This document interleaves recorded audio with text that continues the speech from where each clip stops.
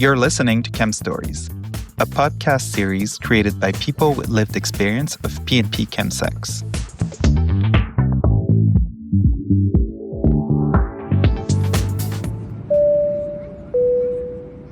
Greetings, Earthlings and Queens. This is Captain Patrice speaking from the flight deck of Chem Stories Airlines. We're now in the fourth and final leg of our YUL Creativity flight, where Montreal host Éric concludes his conversation with Gabriel and Mikiki. Our flight plan forecasts discussions on the profound role of the body in both addiction and recovery, as well as the challenges of sexual intimacy after chemsex. Should you experience turbulence while listening to this podcast, please visit our list of resources and services related to P&P chemsex in the episode description and on chemstories.ca. Thank you for choosing Chem Stories Airlines, where the journey is always a trip. I think these two things are so close for me also. And it was to hear you talk about, the humor that's present in your body. And for me, it was something in my chemsex journey and recovery for a long time. I felt like the last thing I was thinking about was my body, even in the using and in the recovery. I mean, I recovered in the 12-step program. So everything was talking to my brain. They were telling me to read things, to go to meetings, to talk to people, to write stuff. So it was all in my head with my head. I had to understand something. So I went for years in 12-step program, like in and out, not really. And I was not getting it. And it's funny because while you were talking, I didn't know why I was not getting it, but I think now I have maybe a clue or maybe an epiphany. Yeah, no, not an epiphany, but maybe a clue of why. I was going to these meetings and I was sitting down and I was listening and it was going through my head and it was just going from one ear to the other. And it was just, people were telling me what to do basically to get better. And I couldn't get it. I couldn't understand it. It was not possible. And then I went on and it was not working. But then at some point I wanted to be in the gang and I had some people that became good friends in those meetings. And I was like, and they were sober and they were doing stuff. And I said, I'll try to do it. So again, pride and ego. I said, I want to do the same. Which was very good. But then I started doing it. But I remember the thing that worked for me is that at the same time, and I don't know why, but I started doing yoga at the same moment. Yeah. Get yourself in your body. Yeah. And I started doing yoga and then I trained to become a yoga teacher. And then I'm training now to be a yoga therapist. And it became this kind of huge thing in my life that I didn't expect.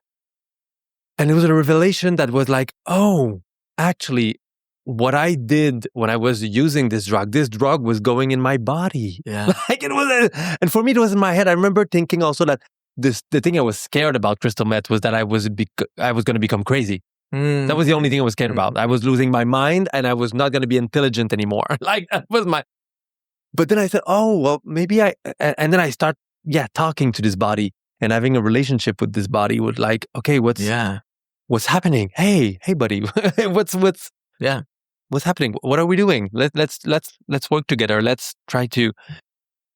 And it changed everything for me. It was really like this kind of new connection to my body. And then when I came back to writing, to do my art, it was really interesting because it was during the pandemic, which was also a moment where I did a lot of yoga. And it is the moment when I recovered was during the pandemic.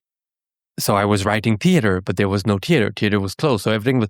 So I had this morning during the pandemic, but really clearly, I remember at some point thinking, oh, I might not do that of my life. Yeah. I might do something else. Yeah. And for the first time of my life, it was really okay, actually. I thought, oh, I'm fine with that. And then I had commission of a small text. And then I started writing again. And writing in my body with no expectation of results in the intellectual way of it. I started writing with my body and I started writing in a completely other way, which was so liberating. And I felt like the connection to my creation and to art. I am again talking about things that can be really dark, sufferings, but I'm not trying to fix it. And I'm not trying to use it to get something out of it. I'm really just kind of talking with it, with my old self and my body, and I'm just letting it like go through myself and my body, and it goes to the computer. But and it sounds really esoteric, but it's really clear for me, this kind of new connection to the fact that I am not tormented by the dark things I'm writing now. Yeah. I'm just seeing it. I mean, I live in the world we live in, so there's a lot of really dark things going on. So I live in this, so I'm touched by it, and it lives also in me, and I have those demons, and I have those things, so I'm writing with this, but in a very like the shame is of course there's surely there's a bit of shame still there in corners, but I don't write with this, and I don't write with this kind of negativity anymore. But even if it can be really dark and so it touched me when you talk about this kind of connection to the body being. Yeah, I like that. I mean, I like that there's an opportunity for us to think about like somatics and think about what our bodies have the capacity to do in terms of healing, but also in terms of telling. And this is a thing that I'm trying to work on right now with a friend in Toronto, my friend Matt O'Connor. We have just recognized that there's like a gap in the service landscape, because there's like recovery models. There's like, you can go to detox, you can go to CMA, you can find ways to abstain from a substance, but how do you reconnect to fucking? And most of the programs say stay celibate for a year after your last use. Yeah. But then you've been celibate for a year. How do you fuck after that? So, and most people that I know that have a chemsex history have a bumpy road of trying to figure out how to fuck after and what that is going to look like. So anyway, we're trying to develop kind of based on like body erotic, body electric kind of somatics and like theater exercises and performance, like kind of somatics training. We're trying to do a 6-week pilot project of just like, let's think about our bodies as sets of sensing organs and put them next to each other and do a bunch of exercises in our underwear, including genital self-touch and also touching each other's genitals and like, or with pleasure, sure, but not an expectation of arousal, not an expectation of sex, not an expectation of orgasm or ejaculation. In fact, trying to avoid those things, but just trying to focus on the sensation, and with a group of people that we're all just, let's do this as work together so that we can think about our bodies sensing each other in a different way. And maybe, who knows, like shrug if we'll be able to find a connection to our own sexualities after that. Because it's tricky. This shit is tricky. It is. And it made me think about, in a 12-step program, I worked in the SLA at one moment with like sex and love addiction. Well, I was doing this work because my porn use was problematic for me, and I was like getting in a place where it was depressing me, and it was putting me in a very bad spaces, and I wanted to rethink my way of looking at porn and everything. And my sponsor in SLA told me at one point, he said, "Well, have you tried to like touch your body without looking outside, meaning looking at porn or looking at something outside yourself, and just really focus on your sensations?" And I realized I haven't done that in years. Like I never learned to do that. And so what you just said reminds me of that a lot. And I realized I didn't really know how my body worked and and it was also a really big thing for me. And so many of us don't ever think about our breathing until we have trouble breathing. Yeah. We don't think about our body until there's a problem with it. And if we can be intentional about feeling our way through our bodies, especially because we're thinking about what it means to have done drugs and what that does to our bodies and our sexuality, but we are feeling what it does, but we're not allowing ourselves to connect to those feelings, you know? Yeah. Yeah, for me too, yoga has been something that has helped me a lot. Like when I got my first visit in the hospital after using, I got out of it and I did like a 5 days straight, like hot yoga, because I didn't have other things to do, but to take care of myself. And I remembered at the end of the yoga, there's this pose where you hold yourself and you kind of give yourself a hug, and you kind of, and it was really a good way for me to reconnect with my body. And I had injected that time I used, and I remember like crying over my like veins because like at that time I felt so like dirty and stained and everything, and it just felt like I kind of like felt the emotions relating to my using at that moment. And it felt very liberating, and it kind of kept me like, it kept me together for a while, like not doing any groups or anything, but I was going at school, I was doing yoga. So that was kind of my recovery at that time. And like hearing you both like talk about bodies, I feel like it's making me emotional, because I feel like in the past year or so, I've kind of disconnected with my body, and I've like went into, like we were talking about sexuality and stuff, like I've never stopped having sex after having stopped to use, because I needed to have sex to feel attractive after my HIV diagnosis. And it helped me also having sex with other people that were also positive, to kind of like be taught that it was okay to be positive by other positive people. Also, positive people are fucking fantastic lovers. And yeah, so for me, sex has always been like a part of also the healing. And like whenever there was something I knew that I was scared of doing sober, I would kind of like have the agenda of like tackling it on, like dancing. When I got to dance like sober for the first time, it felt very liberating. And then when I understood that I could have access to everything being sober, that I thought I didn't have access, I only had access while being high, kind of changed my perspective on using, not using. Girl, you life got your itself. shit together. You got your shit together. But I don't know, sobriety for me has always been like very spiritual and very like, I got sober, good things were happening, I would use, bad things were happening. Yeah. So that clicked for me very quickly. And I tend to forget it, because since my mom passed, I've been having a hard time connecting with my spiritual side, because it's like the grief of that kind of like has taken me like away from spirituality, because it's like hard for me to accept it still. Yeah. So I kind of like don't like meditate anymore. I don't like pray or anything, because I don't want to accept the passing. Yeah. So it's like kind of disconnecting. Yeah. I'm sorry. Yeah, I hold my dead mother's presence every moment of every day, and I feel like there is always a joy and a sadness in each hand that is like a little sprinkle of her ashes or something, you know? Like holding those things with me through the continuity. I also want to, like, I have some of her cremated remains that I want to like put in, have a plan with. There's this fetish dentist here in Montreal. I don't know if you know him, but and we're going to like create a little tomb in one of my fillings, and then put the cremated remains, mix them with amalgam, and then put a tomb of my mother in one of my teeth. So because she was an unreliable narrator because of her own trauma history, whatever. And then I was like, I will have to question the truth of every statement that I make. And then of course my friend immediately said, yeah, and she'll suck every dick with you too.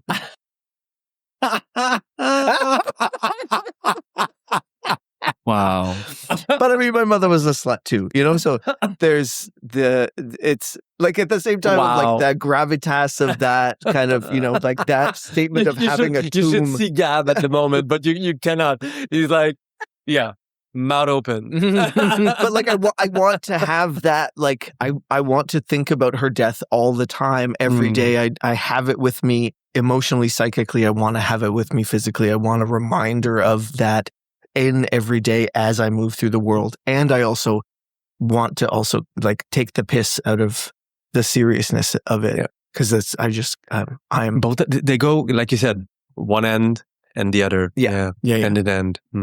I mean, I would like to maybe bring us to a closure. Just maybe touch on some things we haven't touched. No, there's some maybe things I want to touch before we finish. But and maybe we're leaning to that. But in many ways, I feel like I'm blessed for my chemsex life and experience. I feel this made me a really better person. I think I'm more complete. And I think when people are asking me like, oh, do you know why you did it? Do you know why you went there? I don't know why, but I know it was inevitable. Like I was going to go there. I mean, I really wanted to try this. I wanted to live this. And I lived it. and I lived it, and it's part of me. And it's so many amazing things happened from this moment, this period of my life. And it made me see many things and meet many people and experience many things. And I'm so grateful for it. Like I can say now it's all positive, which is crazy because it was so negative and we talked so much about suffering. But for me now, it's like you said, Gab, it put me in touch with my spirituality. And I think doing chemsex and doing drug was an attempt for me to touch the spiritual life. It was a serious and an attempt. And I tried something. I wanted to live bigger and I wanted to have more sensations and I wanted to touch something that was out of this world. And at some moment it worked. And now I have other ways to do that. But there's a lot of positive outcomes for me for that. And in my art also, in my life and my day-to-day life. And I wanted maybe to talk about how you feel, because I also feel people that go through chemsex are a really important person in our community. And I think they have a lot to share and to give us. And sometimes what can be really sad about chemsex is that, of course, there's some risk. We lose people die, or people are getting health problem, and we lose important voices. And that's why we have to always talk about those things and the fact that there's not enough service for people doing chemsex and they don't have the help they deserve. The stigma is still there, killing people, and we have to talk always about that. So this is there, and we have that. But this podcast is all about why it's important to hear people who have a lived experience of chemsex talk themselves about what they are going through. And I think we had a really good example today with you guys. But I wanted to maybe know why you think it's important, and maybe go on the positive side of what it gave you, or what it's still giving you to have this chemsex experience and this drug use experience. Well, for me, of course, like as much as it was like a lot of suffering and a lot of like hardship, it kind of unlocked this part of my creativity where I was like, I have nothing to lose at this point, and I'm just going to do what I want, and I'm just going to go where I want to go, and I'm going to go as deep as I can. And it kind of gave me access to that part of like myself creatively that I wouldn't have access to before. It gave me a purpose to live, to share, to just advocate for people like me that's been through the same things. And without having done chemsex, I wouldn't have created what I've created. Mm-hmm. Of course, chemsex brought me to and end up with the positive HIV diagnosis, which was hard to deal with at such a young age. But it kind of gave me this platform to talk about things that are bigger than me and to be a vessel of hope. Yeah, it just gave me like a whole other meaning to my existence. It's kind of like it was meant to happen in a way. Like I wouldn't wish that on anybody else. Like I wouldn't wish people to like contract HIV or to like suffer from addiction. But I don't know. I kind of feel like it was kind of like like you were saying, like it kind of had to happen in a way, in a weird cosmic way. But it's like, also I have two choices in my life. I have the choice to like be sad and like be like down about it all my life, or I have the choice to use it in a positive way. So I'd rather go the positive route than just be all by myself, like crying, you know? It doesn't mean that it's easier, but at least I feel like I'm being useful and I'm like confident that I'm doing what I should be doing. Yeah. How about you? Yeah. But when you talk about shame too, it's interesting. I just wanted to it's maybe looping back to one of the earlier questions, but it's one of the things that I appreciate about my drug use in particular is that, or like one of the things that I appreciate about some of the more chaotic periods of my drug use is that lack of shame when you are like, I really enjoyed sex clothes. So I like have a very large closet of accessories and things to wear during sex. And then when I was super high, that kind of spilled out into everyday life. And then I found myself taking more risks in my personal style in a way that now has today I'm dressed super fucking boring because I was just on the bus. So it's a podcast anyway. It's a podcast. That's why. but I find that I have granted myself so much more freedom in terms of how I present and move through the world, because I just do not care about, like, I made a decision a bunch of years ago where I was like, I'd much rather look like I'm trying to have fun than trying to look good. And it gives me a little bit of a break. But then I forgot about that for a while. And then when I was high, I was allowing myself to have fun.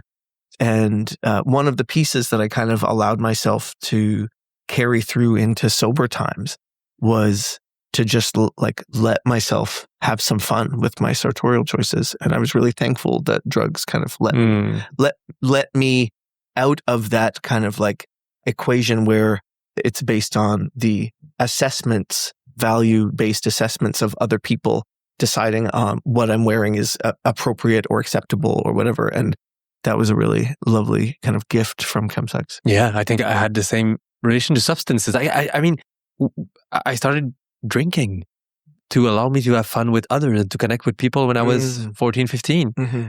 That was and it helped me a lot. And this is how I also kind of got into the gay community, and that I found my first friends, and I started going to see drag shows and drinking and having fun and meeting. And I mean, substances, especially in the queer community, are really linked with social bonds. So we can also just see it as a marker of who we are, and just be with it and be okay with it and not shameful with it. So and then of course I started allowing myself many things I was not doing when I was not on crystal meth.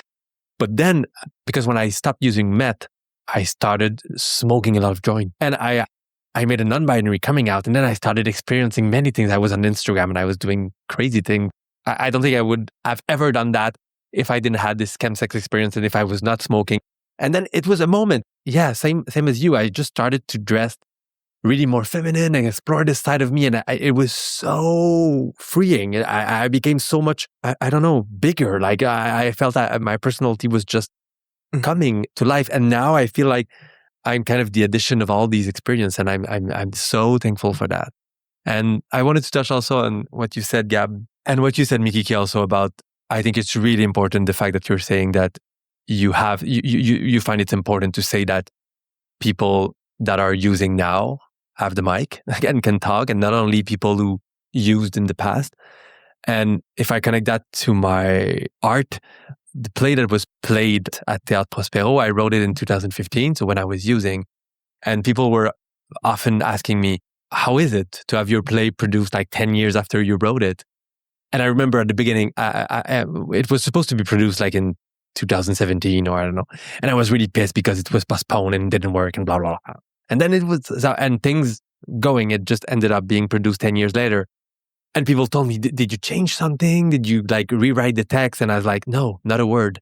Because 10 years later, I'm not using anymore. And Éric, that was using, wrote this play in 2015.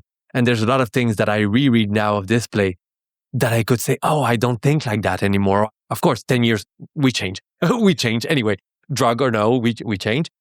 And I was really happy when it was produced because I saw people dealing with chemsex now or using chemsex or just, and in the theater, listening to the Éric that was using, telling them something. And I felt like I could not 10 years later, now that I haven't used crystal meth in years, I could not write that again. Yeah. I could not write that today. And it's okay. I can write other things, but this part of me that wrote that is there. And I'm so glad it's there and it can connect with people who are using. And I'm so glad that this voice of not only the Éric that is in recovery, because the Éric in recovery talked a lot about chemsex because now he can go to the appointment where he has to talk about chemsex. And I was not ready to talk about it when I was using, but folks that can and want to do it, give them the mic. I mean, I think it's really important to have pieces of art. I mean, your collection or your video performance or display that talk about really the using part of it and what it is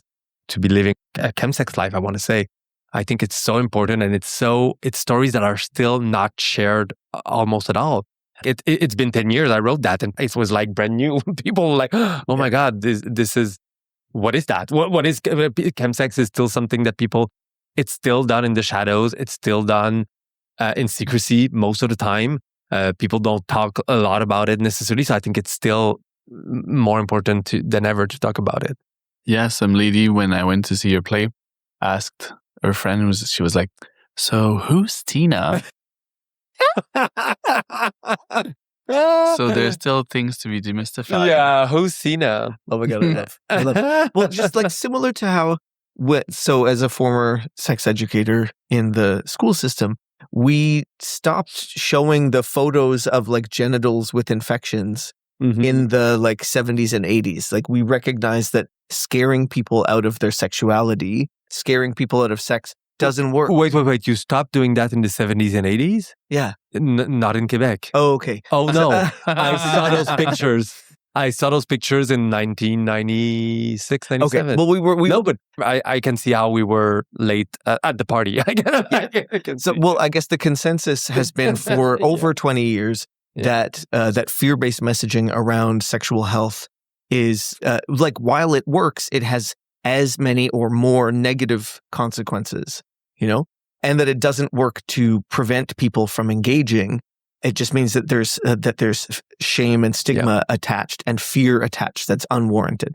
And we don't have similar practices around substance use education. It's only fear-based. So we always have extra fear and extra shame and stigma around that, but we don't have any strategies. So when you were talking about being a younger person and not having any education about not only like specifically about chemsex, but like about drug use and about sexuality. And then what happens when these two things are put together? Like we're post-queer now. It's supposed to be, equality, everything's great. But it's certainly not. And we don't teach queer history. Like until we can talk about the queer rights movement, the civil rights movement, the feminist movement, radical disability, like until we are taught the struggles of our communities who have experienced marginalization, like are we even talking about Truth and Reconciliation Commission like in schools? Until we talk about the history of harm that we have done, we can't pretend that these things don't exist. And if we're not allowing ourselves to talk about the impacts that those harms have on our younger community members' ability to access their sexuality and their substance use practices, like there's nothing inherently harmful about doing drugs. There's nothing inherently harmful about altering your mind or your mood. It's about, do you have the tools to support yourself in making this a sustainable practice in your life? And maybe sustainable practice means abstaining from it altogether, because abstinence is always a part of harm reduction. But how do we respond to the generations of queer people that are coming up under us that still don't have access to queer and trans specific sexual health care and sexual health education, let alone non-judgmental education about drugs? Thank you so much. It was such a great conversation. I just want to, before we leave, maybe just if you want to find all the content we talked about. Gabriel's work and Mikiki's work. The websites are going to be listed on the description of this episode, but you can go see Gabriel's collections on GabrielRolleMcGuire.com. And and Mikiki, what's your website? We can see you on Men's Health Project. Wixsite.com/Mikiki. Yeah. Great. So we're going to see you there. And for me, I don't have a website. So you have to buy my books. I'm so sorry. But you can also go at the library and rent them. So you can do that. And what are the names of your books? So, well, it's published in French, but it's Faire des enfants and Ces regards amoureux de garçons altérés, which are like two, maybe. I have also a children's book, but yeah, I don't think I'm going to make publicity for this one here.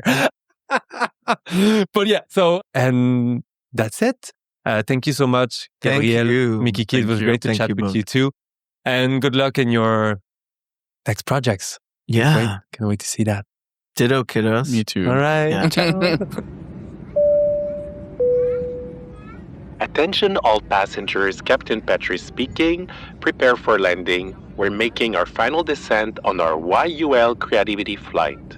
Next up, our journey continues on the YUL Heritage Flight, where Montreal host Éric introduces experienced flyers Hugues and Jean-Sébastien. More compelling stories await. Subscribe to stay updated. If you've encountered turbulence while listening to this podcast, please refer to our list of resources and services related to PNP chemsex in the episode description and on chemstories.ca.